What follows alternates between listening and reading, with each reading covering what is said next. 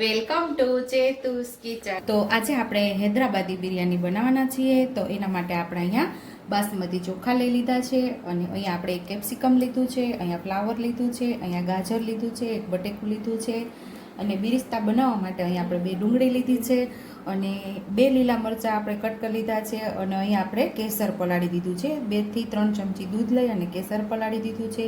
અહીંયા ઘી લીધું છે, 1 લસણનો ગાંઠિયો ફોલી લીધો છે, 1 ઇંચ આદુનો ટુકડો લીધો છે, 1 થી 1.5 ચમચી જેટલો બિરયાની મસાલો લીધો છે અને અહીંયા વટાણા લઈ લીધા છે અને આપણે ફુદીનો કટ કરી લીધો છે, લીલા ધાણા કટ કરી લીધા છે। બાકી રેગ્યુલર મસાલાની અંદરથી આપણે મસાલાનો ઉપયોગ કરશું અને અહીંયા આપણે અડધી વાટકી જેટલું દહીં લીધું છે। તો ચાલો આપણે બિરયાની બનાવવાની શરૂઆત કરશું, કારણ કે આટલું બધું ફ્લાવરની જરૂર નહીં પડે છે। જરૂરિયાત મુજબ આપણે ફ્લાવર, કેપ્સિકમ અને ગાજરનો ઉપયોગ કરશું। ચોખાને આપણે એક બાઉલમાં લઈ લીધા છે અને એકદમ સરસ ક્લીન પાણી આવે ને ત્યાં સુધી ચોખાને ધોઈ અને અડધીથી પોણી કલાક સુધી આપણે આને પલાળી દેવાના છે। તો જ આપણી બિરયાની મસ્ત એવી આમ ખીલેલી અને એકદમ સરસ દાણો ફૂલેલો હોય એવો બનશે આપણી બિરયાની। તો અહીંયા આપણે ક્લીન પાણી આવી ગયું છે, મસ્ત એવા આપણે ચોખાને ધોઈ લીધા છે। ચોખાને આપણે જ્યારે ધોઈએ ને ત્યારે મસળીને નથી ધોવાના, નહીંતર એ ચોખા આપણા વ્યવસ્થિત થશે નહીં, ભાંગી જશે આપણા ચોખા। એટલે હવે આને આપણે સાઈડ ઉપર એકદમ પલળવા રાખી દઈશું।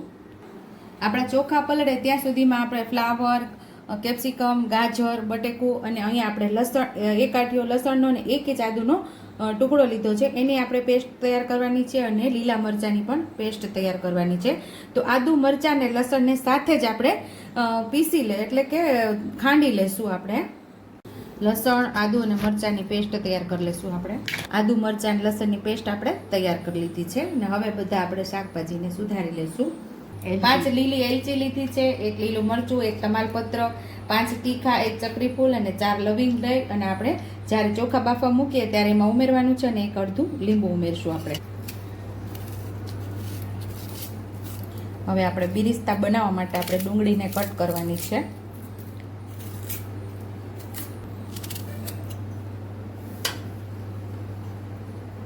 આવી રીતે આપણે પાતળી પાતળી એકદમ સુધારવાની છે। એકદમ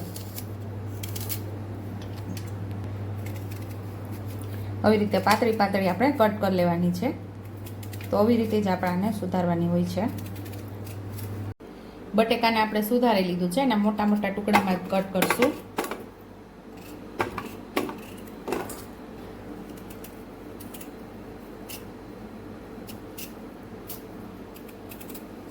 ગાજરને પણ આપણે મોટા મોટા ટુકડામાં કટ કરશું।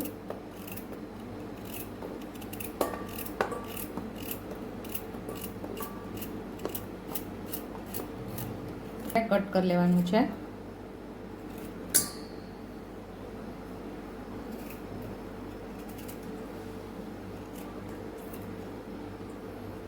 પણ આપણે મોટા મોટા ટુકડામાં જ કરશું, કારણ કે જ્યારે આપણે બિરયાની સર્વ કરીએ ને ત્યારે આપણા શાકભાજી દેખાય, નહીતર બધા મેશ થઈ જશે।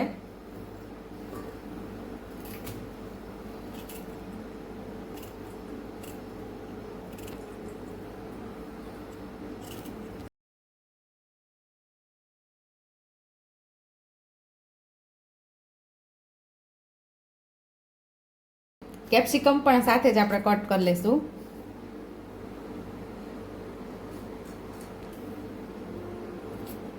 અહીંયા તમે બીન્સ પણ ઉમેરી શકો છો, મારી પાસે અત્યારે બીન્સ નથી એટલે હું બીન્સ નથી ઉમેરતી।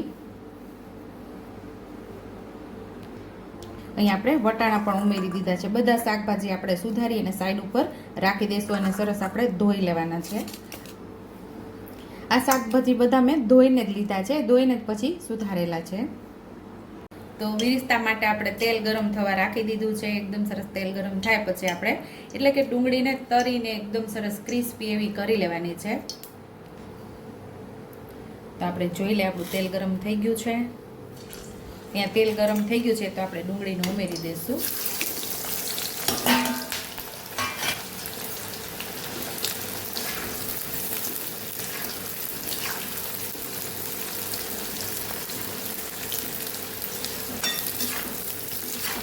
બસ આવી રીતે ફેરવતા ફેરવતા આપણે તળી લેવાની છે, એટલે કે બિરિસ્તા બનાવી લેશું આપણે।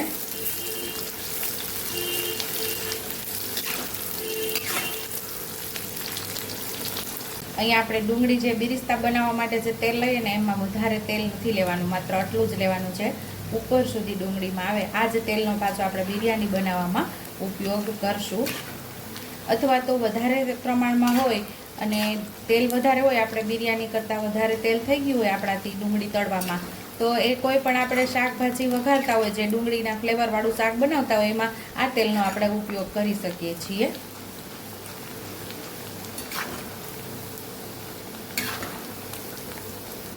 તો આજે આપણે વટાણા, કોબી, કેપ્સિકમ અને બટેકા લીધું છે. આની અંદર તમે બ્રોકલી લઈ શકો, બીન્સ લઈ શકો, અથવા તો પનીર પણ તમે લઈ શકો છો. તમને જે વેજીટેબલ ફાવે એ પ્રમાણે તમે વેજીટેબલ ઉમેરી શકો છો.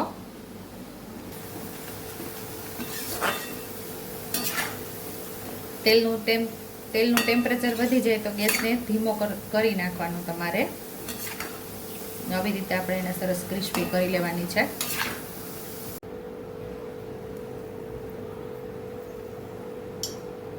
તો અહીં આપણી બિરિસ્તા તૈયાર થઈ ગયા છે. આપણે ડીશમાં લઈ લેશું.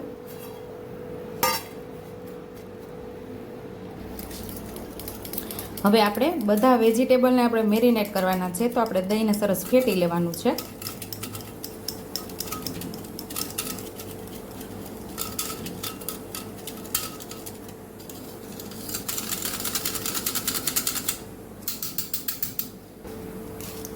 દહીંને આપણે સરસ ફેટી લીધું છે. વેજીટેબલ ઉપર દહીંને પણ ઉમેરી દઈશું આપણે.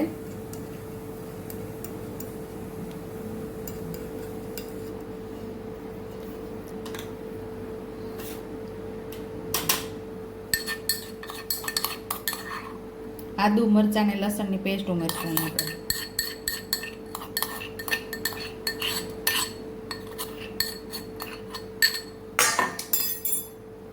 થોડા ફુદીનાના પાન ઉમેરશું. થોડા લીલા ધાણા ઉમેરશું. બિરયાની મસાલો ઉમેરી દઈશું.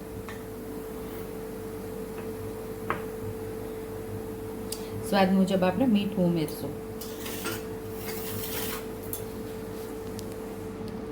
1 ચમચી જેટલું લાલ મરચું પાવડર, 1 ચમચી જેટલું ધાણા જીરું, અડધી ચમચી જેટલી હળદર. જે તેલની અંદર આપણે ડુંગળીને તળેલી છે એ જ તેલનો ઉપયોગ કરીએ છીએ. 1 નાના ચમચા જેટલું તેલ ઉમેરશું.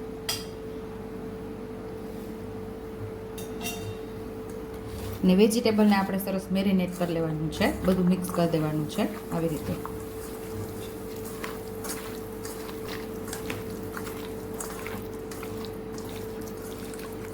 લાલ મરચું પાવડર તમે ઓછું વધતું કરી શકો છો તમારા ટેસ્ટ મુજબ. જે પ્રમાણે તમે તીખું ખાતા હોય એ પ્રમાણે લાલ મરચું તમે ઉમેરી શકો છો. કારણ કે લીલું મરચું, અહીંયા જે મેં લીલા મરચાંની પેસ્ટ લીધેલી એ તીખું હતું એટલે મેં લાલ મરચું 1 જ ચમચી જેટલું ઉમેરેલું છે. અને આપણે રાખી દઈશું. તમારે આને સ્મોકી ફ્લેવર આપવો હોય તો એક કોલસો લઈ અને રાખી દેવાનો, અને ઉપરથી ઘી ઉમેરી અને ઢાંકીને ધુંગારી લેવાનું. એટલે સ્મોકી ફ્લેવર એકદમ મસ્ત એવો આપણા વેજીટેબલનો આવી જશે. થોડા આપણે બિરિસ્તા પણ એમાં ઉમેરી દઈશું અને એને પણ સરસ મિક્સ કરી લઈશું.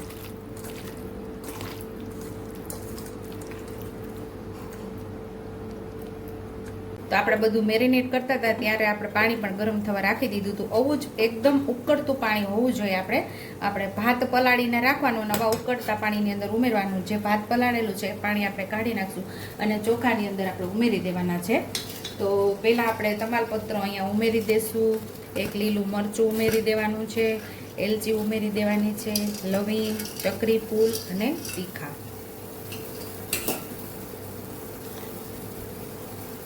અને સ્વાદ મુજબ આપણે મીઠું ઉમેરશું.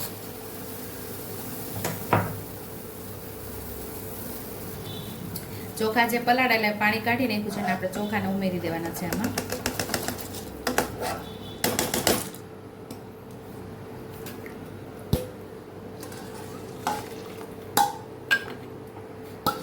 આપણે લીંબુ ઉમેરી દઈશું.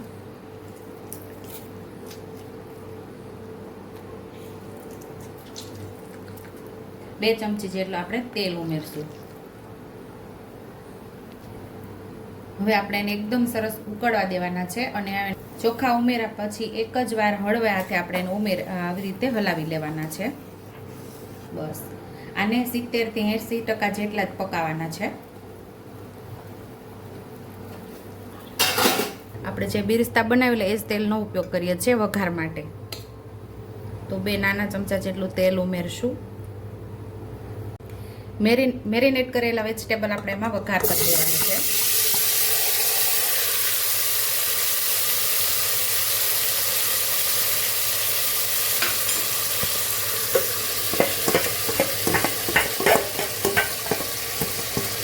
એકદમ તેલ છૂટું પડે ને ત્યાં સુધી આપણે એને સાતળવાનું છે.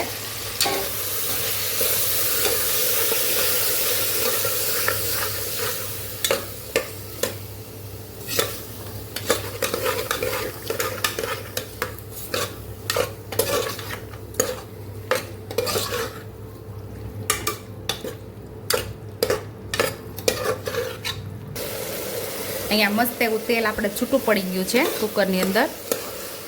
તો આપણે શાકભાજી નીચે બેસી ન જાય એટલા માટે આપણે થોડું ગરમ પાણી ઉમેરી દઈશું એમાં. તો 1 ડોયા જેટલું ગરમ પાણી ઉમેરી દઈશું આમાં આપણે.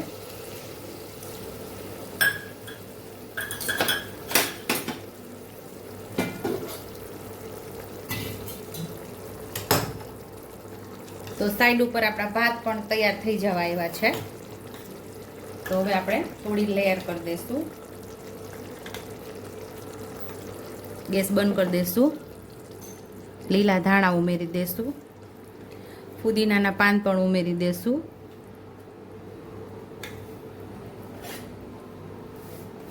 અહીં આપણે બિરિસ્તા પણ ઉમેરી દઈશું.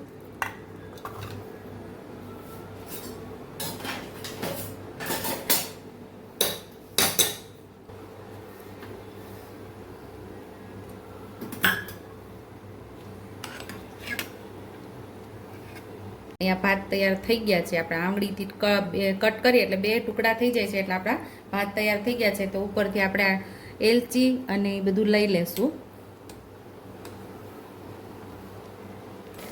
તો લવિંગને આપણે રાખવા હોય તો રાખી શકીએ છીએ. તો આવી રીતે આપણે ચોખાને કાઢી લેવાના છે. એક જાડાથી પાણી બધું નિતારી અને કાઢી લેવાના આપણે. અને જે આપણે કુકરની અંદર વેજીટેબલ વઘાર કરેલા છે, ગેસ ચાલુ કરી દીધો છે. ઉપરથી આપણે ભાતને ઉમેરી દઈશું આવી રીતે.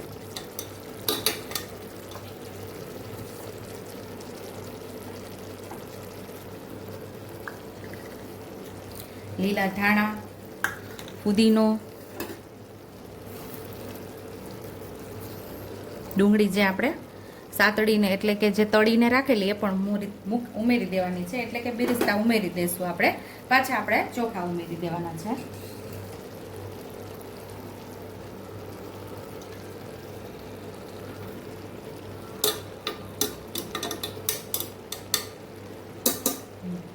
પાછો એક લેયર કરી લેવાનો. પુદીનાના પત્તા અને ધાણા ભાજી ઉપરથી ઉમેરી દેવાના, એટલે કે લીલા ધાણા.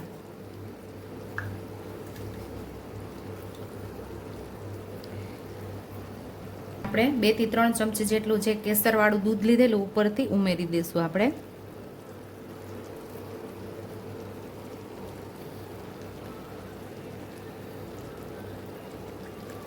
હવે આપણે કુકર બંધ કરીને સીટી કાઢી નાખવાની છે. લાસ્ટમાં આપણે 2 ચમચી જેટલું ઉપરથી ઘી ઉમેરી દઈશું. ઘી તમે ખાસ ઉમેરજો, એકદમ મસ્ત એવો આપણો બિરયાનીનો ટેસ્ટ આવશે. તો હવે આપણે કુકર ખોલીને જોઈ લેશું. 15 મિનિટ થઈ ગઈ છે અને સીટી તો નથી જ લગાવવાની. એવી રીતે આપણે એને દમ લગાવવાનો છે. કારણ કે જો તમને આવી રીતે ન ફાવે, જો દમ લગાવતા ન, એટલે કે જે આપણે લોટ લગાવીને કરીએ તો લોટનો બગાડ થાય, અને અથવા તો કાપડ રાખીને તમને સ્ટીમ કરતા ન ફાવે તો આવી રીતે તમે કુકરમાં કરી શકો છો. તો આપણે ખોલીને જોઈ લઈશું. દેખતા જ તમને લાગે છે કે મસ્ત એવું બિરયાની તૈયાર થઈ ગઈ છે. આ બિરયાનીને એકદમ મસ્ત એવી મિક્સ નથી કરવાની, માત્ર નીચેથી આપણે આમ આવી રીતે કરવાની છે. તો જો મસ્ત એવી આપણી બિરયાની પાકી ગઈ છે. તો સર્વિંગ પ્લેટની અંદર હવે આપણે સર્વ કરી લઈશું. તો અહીંયા આપણી બિરયાની તૈયાર છે. તો હવે આપણે સર્વિંગ પ્લેટમાં સર્વ કરી લીધી છે. હવે આપણે ગાર્નિશ કરી દઈશું. ઉપરથી આપણે બિરિસ્તા ઉમેરી દઈશું.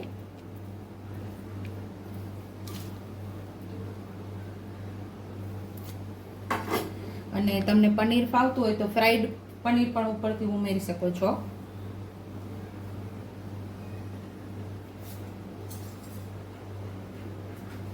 તો તૈયાર છે અહીંયા આપણી ટેસ્ટી એવી વેજ હૈદરાબાદી બિરયાની તૈયાર છે.